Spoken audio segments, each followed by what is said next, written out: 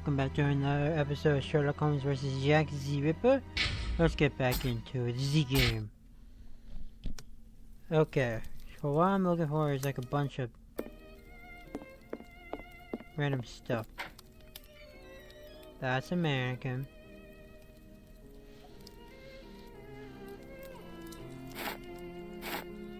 Okay, let's see. That.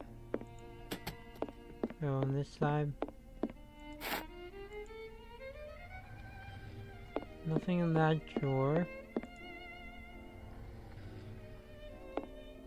A wig. This will come in handy. Mannequin.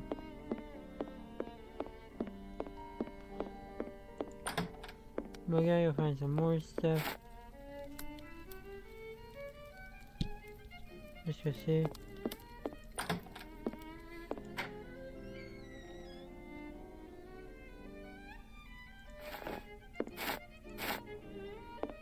What are you doing here?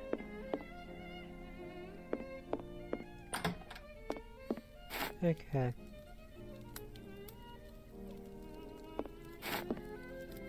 Let's try to recreate the profile of the men seen by our three witnesses. Okay. That's gonna be an interesting thing.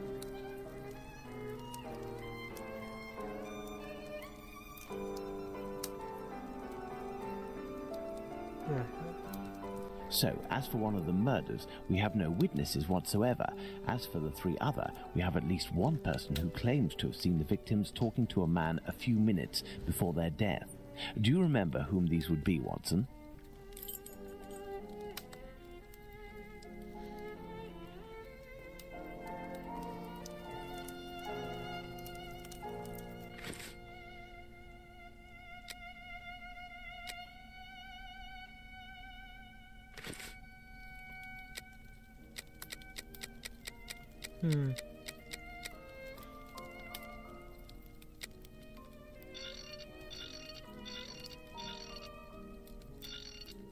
Indeed, Watson, that's the right size for Abraham's mannequin. The account given by Mr. Solomonovich's friend is incorrect in at least one point. The first Joseph said that the man was at least 5 foot 7 inches tall.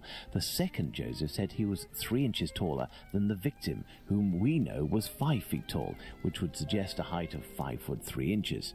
Don't forget that it was this second Joseph who attracted his friend's attention towards the couple on the other side of the road. We can assume he got a very good look at them. Okay. And I think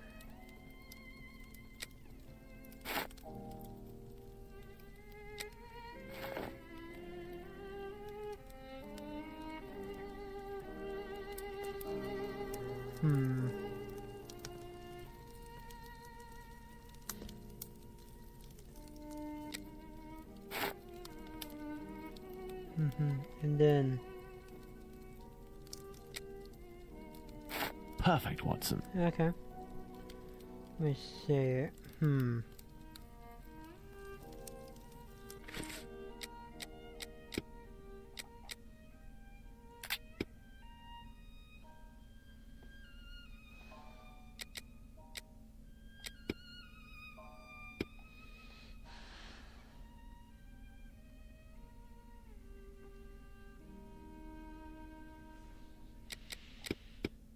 Let's see.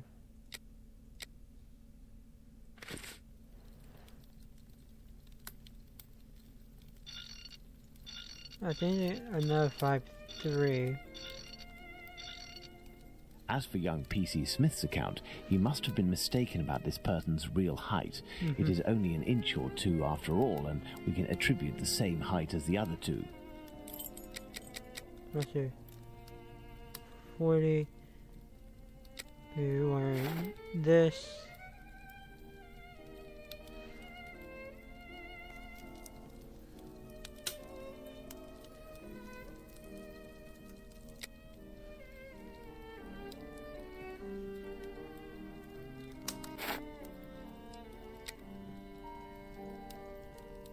Excellent. Now, on to the next step. Okay. this one, Constable Smith.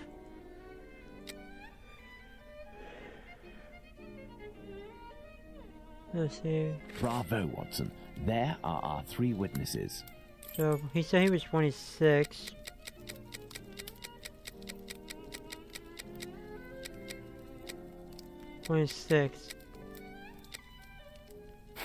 And then he was, I guess, wearing this one.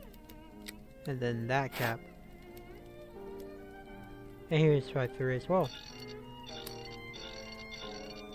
Bravo, Watson. Our mannequins have been recreated based on the correct accounts. Now, Watson, let's see in what ways these statements differ and how the witnesses could have been mistaken. Let's look at these wigs and moustaches. Let's start by taking the first Joseph's testimony, who saw the man head-on in a well-lit spot and in which he noted fair hair. Now, let's consider the same person, but in the lighting and angle of the other 2 witnesses, in the darkness of night, with It would poor make their hair artificial dark lighting brown. from above. Put out the light, Watson. Okay, where's our... Thus, poor lighting and a backlit subject can affect our perception of shades and colours. The wigs from Abraham's mannequin took on the same colour as the That other is 2. what I was The 3 thinking. testimonies, Yeah, therefore, that makes sense, don't contradict one another, and we can apply the same facial hair to all 3 mannequins. Turn on the light, Watson. Okay. Okay, Watson, let's give all of our mannequins the same hair.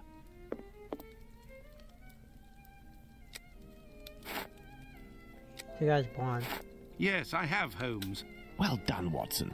With regards to the murderer's hair, the 3 witnesses should agree on Abraham's testimony. That As makes Joseph is sense, the only yeah. one who saw our man in full light, his hair must therefore be fair. You see, Makes Watson, sense. it is hard to draw objective conclusions when one is an eyewitness to an event. This leads us to reconsider the various statements regarding the supposed age of the man. Even if you are face to face with someone in full light and for a period of several hours, to what extent can you determine their exact age? And even more so if you observe them for only a few seconds and or from behind. We must allow some flexibility when considering our witnesses' statements, but always scientific flexibility. Okay, so...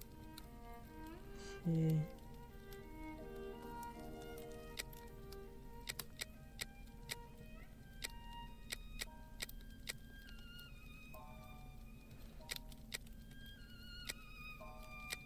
There we are. Magnificent.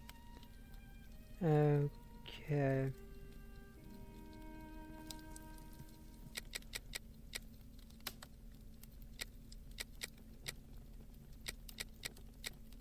Oh, yeah.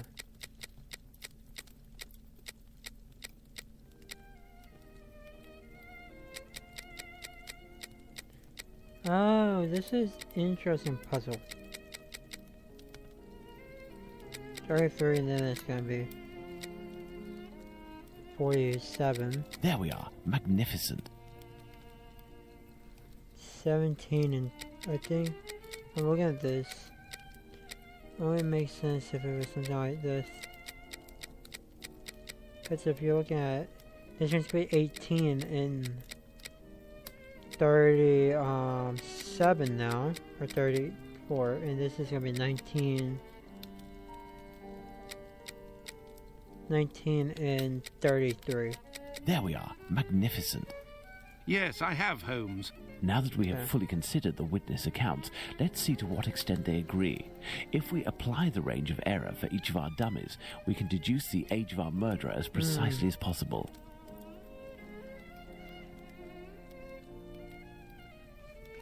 And it seems like all of them are 33 though, right? Because that's... Perfect, Watson. yeah. Within a margin of 1 year, Watson, the age of our murderer is 33 years. But the man described by Smith was dressed respectably, whereas the other 2 were poorly dressed. Indeed, but Whitechapel's respectively could quite easily describe the Sunday bests that Yep, all that lower-class makes men own. sense. Now, let's place ourselves in the shoes of Liz Stride's killer. He has just slain his victim and sees Louis Diemschutz discover her body.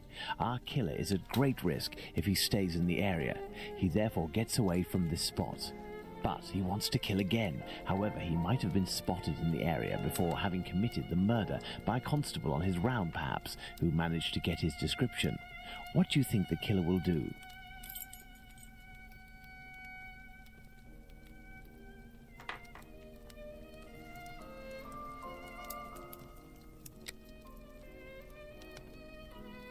Go back home or to a safe There we go. location, change his clothes and leave again in search of another victim. It's the only possible explanation, Watson. The man returned to the safety of his Makes lodgings sense. and then decided to go out again with new clothes and repeat his sinister nocturnal work. That's how the discrepancies between the witnesses with makes a regards to lot of clothing sense, can be yeah. explained. What a cold-blooded animal. True. And what determination! Powerful motives are pushing this man. Thus, we can conclude that the respectable man with the package may very well have been seen by the two Josephs. That is true. Even Yeah. if it is just a mannequin, it's giving me goosebumps. But have we really made any progress, Holmes? I mean, there must be thousands of men in Whitechapel who match this description, wouldn't you say? You're right, Watson. We have worked on who, now let's work on where. We need a map of Whitechapel, and please also find me a pencil, 2 compasses, one of which can draw ellipses. Okay. So let me go collect things. This is map. I am in need of something. Map. I am in need of something. Uh,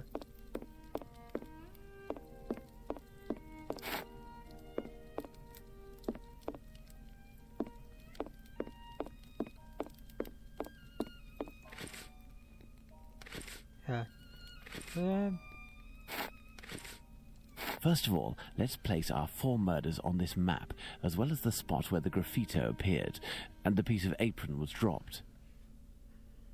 Annie Chapman.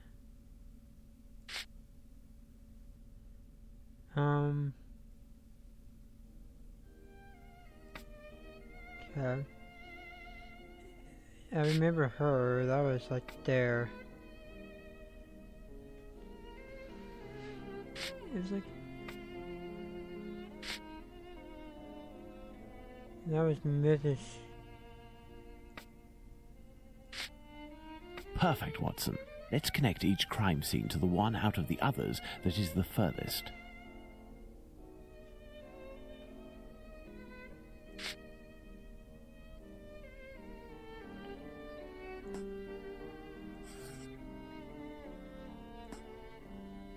You see, Watson, the murders aren't grouped together, but seem to be spread out like cardinal points around a central zone. The killer obviously wanted to avoid returning to the previous scenes of his crimes, assuming that they would be more closely watched, or that he could be recognized. Okay. So, the killer lives at the center of this cross. In the vicinity, most certainly, but how near? We cannot afford to get it wrong. If you concentrate, Watson, you will notice that the murders are roughly equidistant from the intersection point of the diagonals. Let's focus on the night of the double murder. Remember, Watson, it took us 20 minutes to get from Dutfield's Yard to Mitre Square. Let's draw a line from one to the other. Perfect. We didn't make the trip as the crow flies, but that would not harm our estimate. Let's suppose the killer left Dutfield's Yard at 1 a.m. and arrived in Mitre Square at 1:35 a.m. when he was seen by the two Josephs. If he took 5 minutes to change his clothes, that leaves a range of 10 minutes to determine where this man's lodgings are. Okay. We must determine the area in which one can go from Dutfield's Yard to Mitre Square in less than half an hour. To do this, let's draw an ellipsis. The length between Dutfield's Yard and Mitre Square corresponds to 20 minutes. By adding half, we get a distance of 30 minutes. By taking the 2 right segments, each starting from the 2 murder scenes, and which the sum of the lengths makes 30 minutes, we get our ellipses.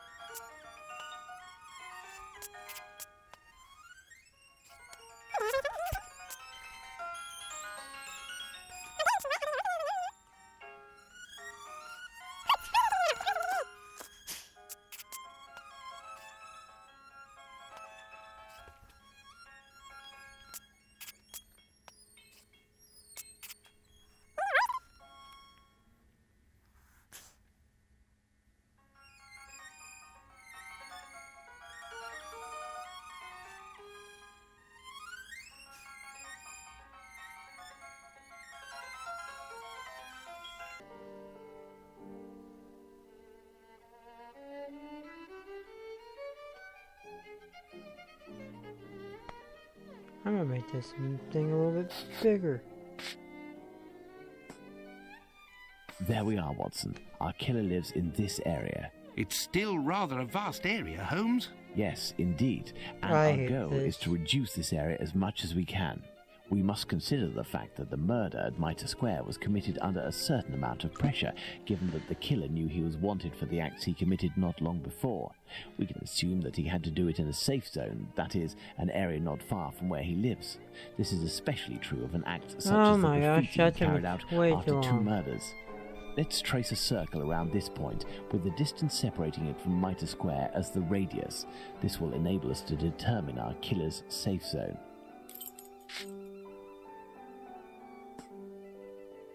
Oh no.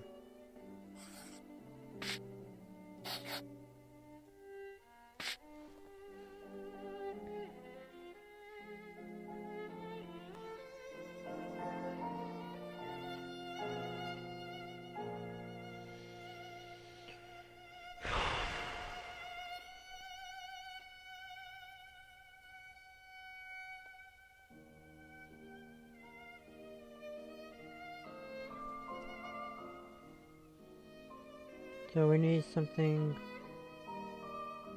like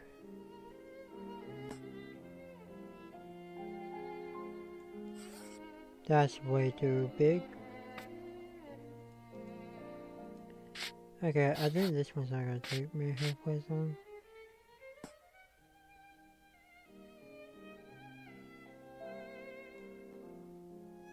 That's not gonna work either.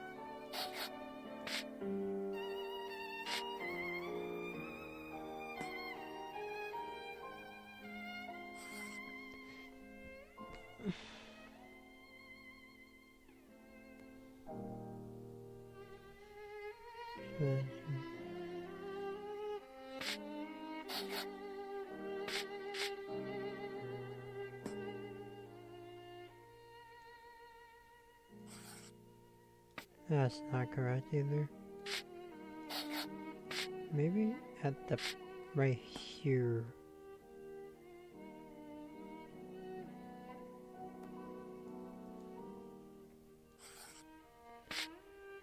I'm trying to figure out the point of where I need to do this. Our killer must surely Okay. live inside this circle. Now, let's intersect it with the ellipsis that we previously determined.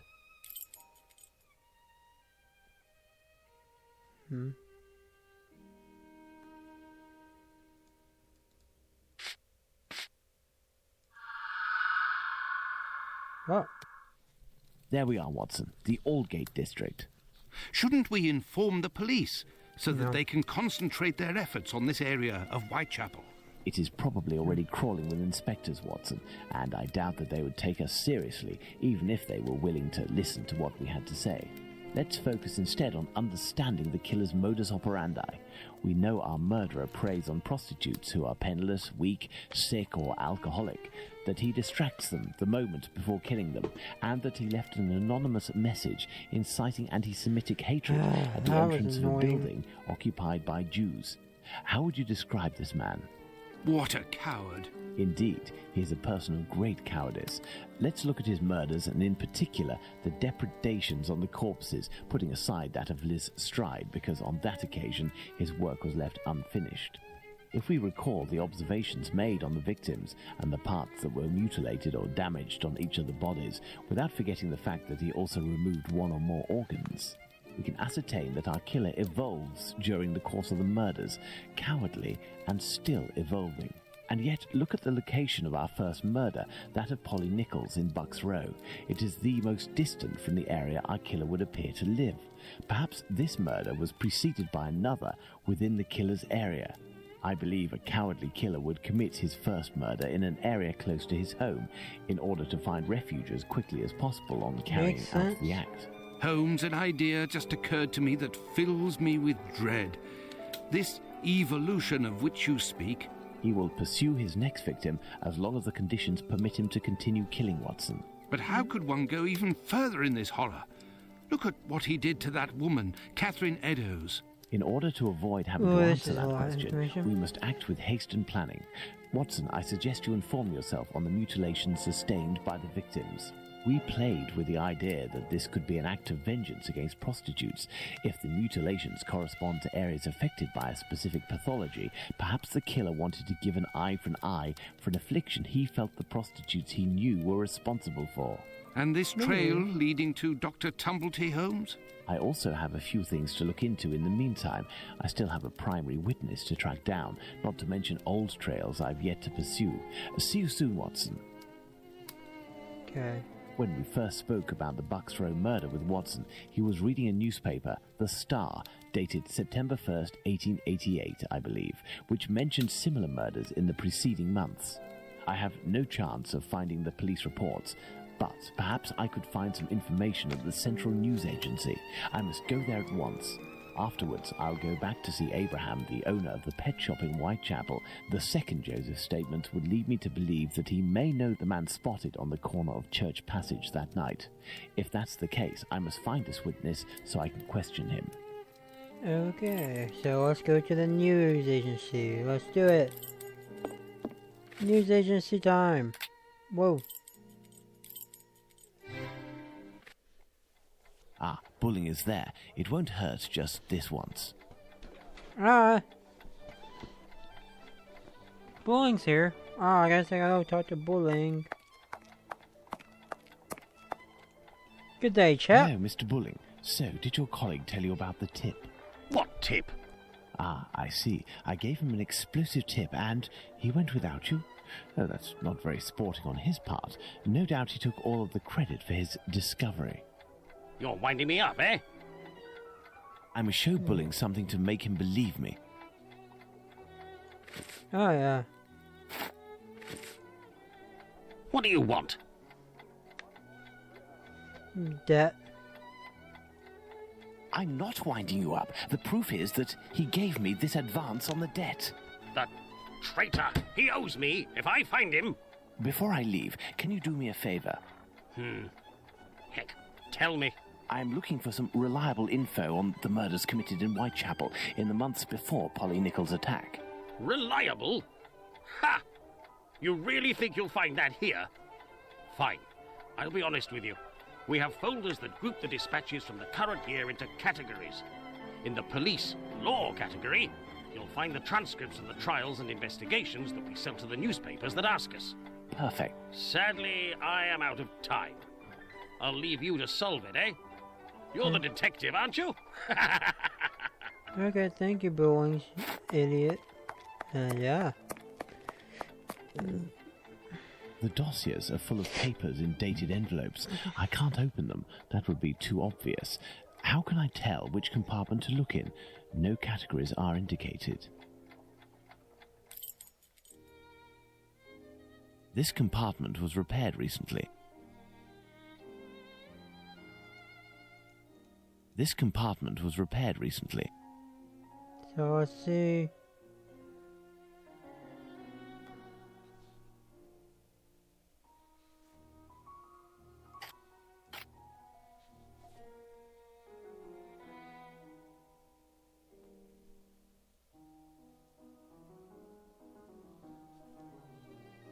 Oh, I should probably go back, look around for.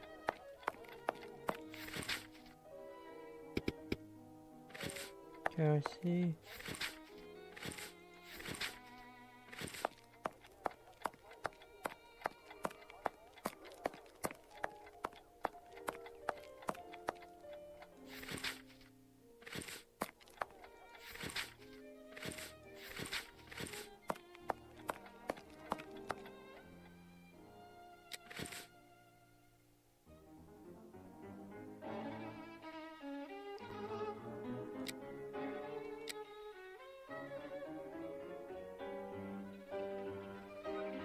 Let's see.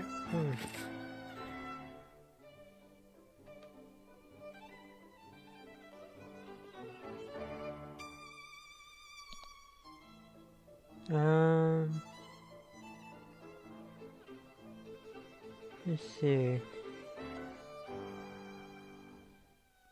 Okay, let's do that. Do that. Politics. Of course, it's her. I'm just society. Economy.